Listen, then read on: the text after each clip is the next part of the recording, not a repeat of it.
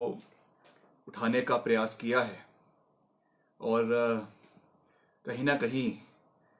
जो एक गोदी मीडिया का ट्रेंड पूरे देश में चला हुआ है उसको और साफ तरीके से उठाने का कार्य किया है। उसके लिए मैं सभी हमारे जो पत्रकार बंधु आज यहाँ पे उपस्थित है आपको बहुत बहुत बधाई देता हूँ। आप इसी तरह प्रदेश के मुद्दों को आने वाले समय में भी उठाते रहे, निष्पक्षता से उठाए, सरकार से सवाल करे और विपक्ष से भी सवाल करे, क्योंकि उनका ज़्यादा दायित्व बनता है और उनसे आप समय समय पर लगातार हर मुद्दे पे प्रश्न करते आए हैं। इसके लिए मैं आपको बधाई देता हूँ। आज मुख्य रूप से जिस उद्देश्य के साथ हमने आज की प्रेस वार्ता यहाँ पर रखी है उसके बारे में आप जानते हैं। पिछले कल जो जिला परिषद के चुनाव हमारे शिमला में और कुल्लू में हुए हैं और उसमें कांग्रेस पार्टी की विजय हुई है। दोनों जगह में कांग्रेस पार्टी के अध्यक्ष और उपाध्यक्ष बने हैं। मैं समझता हूं कि ये सच्चाई की जीत है और आने वाले समय में जो आगामी, चाहे वो हमारे म्यूनिसिपल कॉरपोरेशन के चुनाव है, चाहे वो हमारे जिला परिषद के हमारे विधानसभा के चुनाव है, या जो अलग अलग प्रक्रियाएं से हमको समय समय पर फेस करनी पड़ती है, उसमें कांग्रेस पार्टी के हर नेता का, कांग्रेस पार्टी के हर कार्यकर्ता का मनोबल ऊंचा हुआ है। और मुख्य रूप से हिमाचल प्रदेश के पूर्व मुख्यमंत्री राजा वीरभद्र सिंह जी, उनका जो इसमें उन्होंने हस्तक्षेप किया, जो उनके जनाधार के ऊपर कांग्रेस पार्टी ने एकता का परिचय देते हुए शिमला जिला में पिछले कल कांग्रेस पार्टी का अध्यक्ष और उपाध्यक्ष बना। इससे एक नई संचार की क्रांति जो है वो कांग्रेस पार्टी के अंदर होगी। हम मिलकर आने वाले समय में मजबूती के साथ हिमाचल प्रदेश के मुद्दों को उठाएंगे, क्षेत्र के मुद्दों को उठाएंगे, शिमला जिला के मुद्दों को उठाएंगे। और अभी जो आगामी विधानसभा का बजट सेशन होने वाला है उसमें हम पूरे तरीके से सरकार को घेरने के लिए तैयार है, क्योंकि हमें पूरा विश्वास है। और विश्वास ही नहीं, पूरा मैं इस बात को कह सकता हूं कि ये जो बजट 6 मार्च को मुख्यमंत्री जी पेश करने वाले हैं, या जो राज्यपाल जी का जो एड्रेस विधानसभा के अंदर जो होगा, वो केवल और केवल झूठ का एक पुतला होगा, क्योंकि इनके पास कहने के लिए और करने के लिए आज प्रदेश के अंदर कुछ नहीं है। 3 बजट सरकार ऑलरेडी पेश कर चुकी है और उन 3 सालों में जो बड़े बड़े सपने प्रदेश की जनता को दिखाए, जैसा मैं बारी बारी उस बात को कहता हूं, चाहे वो नेशनल हाईवे 69 नेशनल हाईवे हो, चाहे वो एयरपोर्ट मंडी का अंतर्राष्ट्रीय हवाई अड्डा जो मुख्यमंत्री जी का एक पेट प्रोजेक्ट था उसकी बात हो, चाहे चार धाम की बात हो कुल्लू मंडी के अंदर, चाहे एयरपोर्ट विस्तारीकरण की बात हो, और बेरोजगारी एक ऐसा मुद्दा जो प्रदेश के हर घर से संबंध रखता है। और खास रूप से कोरोना काल में आप जानते हैं कितने लोगों का पलायन जो है ग्रामीण क्षेत्र से या शहरों से वापस ग्रामीण क्षेत्रों में हुआ। सारे होटल, टूरिज्म इंडस्ट्री का जो है भट्टा बैठ गया। और बारी जो हमारे टूरिज्म इंडस्ट्री के लोग हैं, चाहे कुल्लू मनाली के हैं, चाहे धर्मशाला के हैं, कांगड़ा के हैं, चाहे शिमला के हैं, वो मुख्यमंत्री जी से मिले, सरकार के और आला अधिकारियों से मिले और उनको आश्वासन के अलावा कोई चीज जो है वो सब्सटेंस में नहीं दी गई। ना तो उनके बिजली के दाम कम किए गए, ना उनका मॉरिटोरियम पीरियड बढ़ाया गया, ना उनको कोई उसमें कोई सपोर्ट सरकार की ओर से फाइनेंशियल ग्रांट्स दी। तो निश्चित तौर से एक और कहा जाता है कि ये राम राज्य है, मगर इस राम राज्य में ना तो यहाँ की जो अर्थव्यवस्था को मजबूत करने के लिए आप यहाँ के इंडस्ट्रियलिस्ट को मजबूत कर रहे हैं, ना आप यहाँ के जो हमारे टूरिज्म सेक्टर के लोग हैं आप उनको मजबूत कर रहे हैं, ना आप हमारे जो बागवान और हमारे कृषि उत्पादक लोग हैं आप उनको मजबूत कर रहे हैं। आपने देखा पीछे जब कोरोना काल में जब सेब का सीजन अभी लगा हुआ था, सरकार की ओर से उसमें कोई मदद नहीं आई, अदानी लदानी समय पर पहुंचे नहीं, उसकी वजह से जितना सेब का यहाँ से जो है ट्रांसपोर्ट होना चाहिए था, पहले पेटियों की कमी आई, गत्तों की पेटियां जो है वो फैक्ट्री बंद होने की वजह से बंद रहा, उस पर सरकार ने बड़ी लेट जाके हस्तक्षेप किया और जितना इसका फायदा हमारे बागवानों के साथ मिलना चाहिए था वो नहीं मिला। मार्केट इंटरवेंशन स्कीम को बढ़ाने की बात की गई, उस पर सरकार ने कुछ नहीं किया। और हॉर्टिकल्चर प्रोजेक्ट मिशन जो करीबन 1300 करोड़ रुपए का प्रोजेक्ट है, आज तक उस पर कोई बड़ा कार्य जो है प्रदेश के अंदर जो है वो नहीं हो पाया है। हालांकि ये प्रोजेक्ट हमारे समय में आया, जो ये हॉर्टिकल्चर प्रोजेक्ट है 1300 करोड़ रुपए का, ये जब मुख्यमंत्री श्री वीरभद्र सिंह जी थे और बागवानी मंत्री श्रीमती विद्या स्टोक्स जी थी, उस समय ये वर्ल्ड बैंक से ये पैसा जो है ये हिमाचल प्रदेश को आया। इसमें ना तो अभी तक कोई सीए स्टोर लगाए गए हैं, ना अभी तक इसमें कोई नए पौधे लाए गए हैं, ना इसमें कोई जो है ट्रांसपोर्टेशन के लिए फैसिलिटीज हमारे बागवानों को दी गई है। तो मैं समझता हूं कि 3 सालों में केवल और केवल झुनझुने जो है वो प्रदेश की सरकार ने लोगों को थमाए हैं। मैं समझता हूं कि अगला जो अभी बजट आने वाला है, ये भी केवल और केवल एक झुंझुना जैसा नई बोतल में पुरानी शराब देने वाला कार्य जो है ये मुख्यमंत्री जी और सरकार करेंगे। हम इसकी निंदा करते हैं। क्यों करते हैं? इसलिए नहीं करते हैं कि हमारे वो कोई राजनीतिक विरोधी है या हमारे प्रतिद्वंदी है, मगर क्योंकि हम तथ्यों के बेसिस पे, ऑन बेसिस ऑफ फैक्ट्स, हम सरकार से ये पूछना चाहते हैं कि आप बजट आफ्टर बजट लेकर आ रहे हैं। आज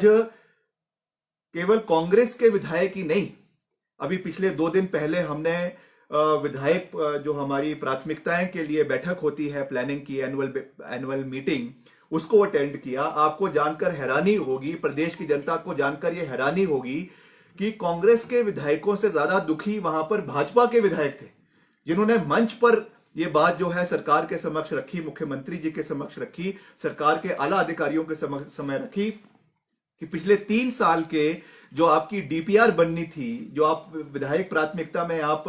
चाहे सड़क का कार्य दे रहे हैं या आप वहां पे कोई स्कूल का कार्य दे रहे हैं, कोई आप सिंचाई का या पेयजल का कार्य दे रहे हैं, आज तक उन पे भी जो है वो कार्य शुरू नहीं हुआ है। उसमें से 60% से 70% ऐसे है विधायक प्राथमिकता जिनकी अभी तक डीपीआर अवेटेड है, और मुख्यमंत्री जी ने भी इस पे सरकार के अधिकारियों को लताड़ा, मगर लताड़ने से कार्य नहीं चलने वाला है। 3 साल नहीं कर रहे हैं, और उसका आज यही कारण है जिसकी वजह से आज भाजपा के विधायक भी जो है वो इनसे पूरी तरीके से जो है वो हितैष है। इस चीज को हमें समझने की आवश्यकता है, और आने वाले समय में विधानसभा के अंदर हम इस मुद्दे को फिर से प्राथमिकता से उठाएंगे। और भी जो हमारे और मुद्दे हैं, चाहे वो एसएमसी का मुद्दा है, चाहे वो हमारे पैरेंट टीचर्स एसोसिएशन का मुद्दा है, चाहे वो हमारे पुलिस कांस्टेबल्स का मुद्दा है, चाहे वो हमारे जो है और आपके ओल्ड पेंशन स्कीम का मुद्दा है, चाहे हमारे कॉन्ट्रेक्चुअल एम्प्लॉयज का मुद्दा है, आउटसोर्स एम्प्लॉयज का मुद्दा है, अनुबंध कार्यकाल को कम करने की बात है, उसका मुद्दा है। हम हर मुद्दे को सकारात्मकता से उठाएंगे। हालांकि हमें पूरा विश्वास है कि सरकार केवल लिप सर्विस में विश्वास रखती है, और in the floor of the house बहुत से आश्वासन जो है वो सरकार द्वारा दिए जाते हैं, मगर उनको जमीन स्तर पे जो है वो नहीं उतारा जाता है। ये बहुत दुर्भाग्यपूर्ण है, और हम फिर से आने वाले समय में इसको विधानसभा के अंदर उठाएंगे। मगर जैसा मैंने अपने अभिभाषण के एड्रेस के शुरुआत तौर पे कहा कि अब समय आ चुका है, काउंटडाउन शुरू हो चुका है, अगले विधानसभा चुनावों के लिए जो है वो के लिए बिगुल बज चुका है। हम जमीन स्तर पे जाकर सारी कांग्रेस पार्टी मिलकर एकता के साथ हम आगे बढ़ेंगे, और आने वाले समय में जो ये सरकार है, जो बड़ी बड़ी बातें करने में विश्वास करती है, डबल इंजन की बात करती है, इनके जो अभी केंद्रीय मंत्री, जैसा मैंने पिछले कल भी कहा, माननीय अनुराग ठाकुर जी वो शिमला में आए, और उन्होंने यहाँ पे जगत प्रकाश नड्डा जी ने जो 50 साल का जो हिमाचल प्रदेश का स्टेटहुड का कार्यक्रम था, जैसा मैंने कहा कि वो एक सरकारी कार्यक्रम था जिसमें हमें जो अलग अलग सरकारों की अचीवमेंट्स थी उस पर बात करनी थी। वहां पे उन्होंने उसको एक राजनीतिक अखाड़ा बना दिया, एक राजनीतिक बेंच बना दिया, जहां पे केवल अपनी सरकार का गुणगान किया गया, अपनी ही पीठ जो है थपथपाने का काम किया गया। ये बहुत अनफॉर्चुनेट था, मगर तब भी उन्होंने वहां पे ये बात करी कि हम मिलकर, हिमाचल प्रदेश की आवाज को केंद्र में उठाएंगे। किस तरीके की आवाज आपने उठाई है? 1,000 रुपए का बजट जो है वो हमीरपुर से बिलासपुर की जो है ऊना से हमीरपुर की रेलवे लाइन को जो है वो केंद्र सरकार से दिया गया है। कोई विशेष पैकेज ना हिमाचल के बागवानों को दिया गया है, ना हिमाचल के किसानों को दिया गया है, ना हिमाचल के उद्योगों को दिया गया है, ना हिमाचल के टूरिज्म इंडस्ट्री को दिया गया है। कहने को तो माननीय प्रधानमंत्री कहते हैं कि ये हमारा दूसरा घर है, मगर जब मदद की बारी आती है, सपोर्ट की बारी आती है तो आंखें फेर दी जाती है। तो ये मैं कहना चाहूंगा कि हालांकि वो जो हमारी सेंट्रल स्पॉन्सर्ड स्कीम्स है उसको गिनवा रहे हैं, सरकार बारी बारी उसको गिनवा रही है कि हमने इसमें पैसा दिया है, चाहे वो आयुष्मान भारत है, चाहे वो मेक इन इंडिया है, चाहे वो और अलग अलग स्कीम्स है, चाहे वो गृहिणी सुविधा योजना है। मगर मैं ये कहना चाहूंगा कि हम उसका स्वागत करते हैं, मगर ये केवल स्टेट स्पेसिफिक स्कीम्स नहीं है, ये ऐसी स्कीम्स है जो पूरे देश में चलाई जा रही है और उसमें लोगों को जो है इंडिविजुअली फायदा मिल रहा है। उसका हम स्वागत भी करते हैं, क्योंकि आपने देखा मैं हमेशा क्रिटिसाइज करने में विश्वास नहीं करता हूं। अगर कुछ अच्छा कार्य केंद्र सरकार या प्रदेश सरकार कर रही है, हमने उसका धन्यवाद करने में भी हम कभी पीछे नहीं हटे हैं। इस चीज में भी मैं कहना चाहूंगा कि जो सेंट्रल स्पॉन्सर्ड स्कीम्स है वो अपने उसमें चल रही है, उसका हम स्वागत करते हैं, मगर उसके अलावा जो स्टेट स्पॉन्सर्ड स्पेसिफिक स्कीम्स होनी चाहिए थी उसमें हिमाचल प्रदेश को पूरी तरीके से नजरअंदाज किया गया है, नेशनल हाईवेज में पूरी तरीके से नजरअंदाज किया गया है। और इन सब मुद्दों को हम आने वाले समय में लोगों के बीच में लेकर जाएंगे और मुझे पूरा विश्वास है कि हम मिलकर आगे बढ़ेंगे और कांग्रेस पार्टी की सरकार को वापस हिमाचल प्रदेश में बनाने में हम अपना पूरा योगदान आने वाले समय में देंगे। सर, जिस तरह से आपने कहा बजट सत्र में ओल्ड पेंशन स्कीम के मुद्दे को आप उठाएंगे, तो क्या अगर सरकार कांग्रेस की आती है 2022 में तो इसकी बहाली की जाएगी ओल्ड पेंशन स्कीम? नहीं, निश्चित तौर से देखिए ये एक बड़ा सेंसिटिव इशू है और इस पे समय समय पर हमने इस मुद्दे को विधानसभा के अंदर उठाया है। तो निश्चित तौर से जब अभी तो हम इस पे कोई आश्वासन नहीं दे सकते क्योंकि हमारी सरकार नहीं है, मगर जब इसका हमारा चुनावों से पहले जो एक कोर कमेटी बनती है जिसमें ये सब मुद्दे डिस्कस होते हैं, उसमें निश्चित तौर से हम इस मुद्दे को उठाएंगे कि अगर हमारी सरकार बनती है तो हम अपने मैनिफेस्टो में इस चीज को डालें और निश्चित तौर से जब सरकार बनेगी तो उसको हम पूरा करने का हर संभव प्रयास जो है आने वाले समय में करेंगे। हिमाचल सरकार एक बार फिर से 1,000 करोड़ का कर्ज लेने जा रही है और पिछले महीने भी कर्ज लिया था, तो क्या लगता है कि जिस तरह से केंद्र से जो मदद नहीं मिल रही है तो हिमाचल सरकार को कर्ज पे ही ये सरकार को चलाना पड़ रहा है? नहीं, निश्चित तौर से ये सरकार मैंने कहा कि ये हांफना शुरू हो चुकी है। डबल इंजन की सरकार ये है नहीं, इनका ना कोई सोच है, ना कोई विजन है, ना कोई फारसाइटेडनेस है। ये केवल जो है ये ऋण लेकर सरकार चलाने की नुमाइंद पिछले 3 साल से चली हुई है। आज 50,000 करोड़ के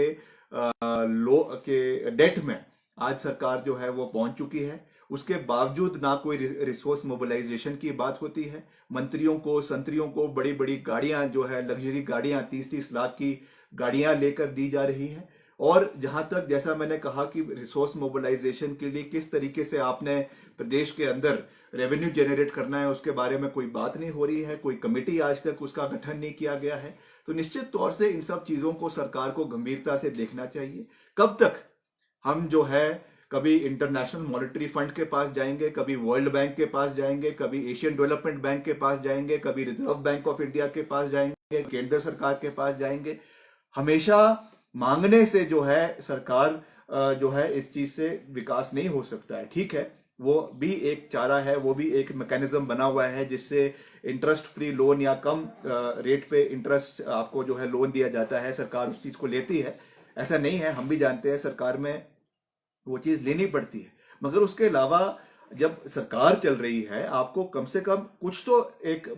मजबूत कदम उठाने चाहिए जिससे हम रेवेन्यू जनरेशन प्रदेश के अंदर कर सके और सेल्फ सफिशिएंसी की ओर आगे बढ़े। प्रधानमंत्री जी समय समय पर ये बात कहते हैं, हर देश के हर कोने में ये बात कहते हैं कि हमको अपने को सेल्फ सफिशिएंट बनाना है, मगर आज हिमाचल प्रदेश जो है सेल्फ सफिशिएंसी की ओर ना बढ़ते हुए जो है वो डेफिशिएंसी की ओर आगे बढ़ रही हैं और हमको समय समय पर अपने हाथ लोगों के सामने आगे फैलाने पड़ते हैं, ये एक अच्छी बात नहीं है। एक हिमाचली होने के नाते हमको भी ये चीज जो है वो अच्छी नहीं लगती है, और राजनीति से ऊपर उठकर हमें इन चीजों पे विचार मंथन करने की आवश्यकता है। विपक्ष और पक्ष दोनों को मिलकर किस तरीके से हम इस चीज को आने वाले समय में ठीक करें, उसके बारे में हमको गहर चिंतन और मंथन करने की आवश्यकता है। सर, कल जिला परिषद के जो चुनाव हुए हैं उसमें युवाओं को फिर मौका नहीं मिला है, तो क्या कल 2.5 साल का भी उसमें वो रखा कि 2.5 साल के बाद फिर? और देखिए, इसमें कुछ ऐसी बातें हमको सुनने को मिली है कि कुछ इलाके को इग्नोर किया गया या कुछ इलाके को जो है रिप्रेजेंटेशन नहीं दी गई। तो मैं ये कहना चाहूंगा कि हमने हमेशा हर इलाके के साथ समान विकास करने का प्रयास किया है, और जब भी हमारी सरकारें रही है हर इलाके के साथ समान विकास हुआ है। निश्चित तौर से, क्योंकि जब जिला परिषद के चुनाव होने थे और जिला परिषद के अध्यक्ष और उपाध्यक्ष का चुनाव होना था, उसमें बहुत से कंटेंडर्स थे, बहुत से लोग थे जो चाहते थे कि हम अध्यक्ष बने या उपाध्यक्ष बने। इस पे जो फॉर्मूला, उसमें एक कांग्रेस पार्टी की कमेटी बनाई गई थी जिसके अध्यक्ष श्री गंगूराम मुसाफिर जी थे, जो इस चीज को देख रहे थे ऑब्जर्वर के रूप में। और हमने ये फॉर्मूला निकाला कांग्रेस पार्टी ने कि इसमें 2 फॉर्मूले निकाले जाएंगे। पहला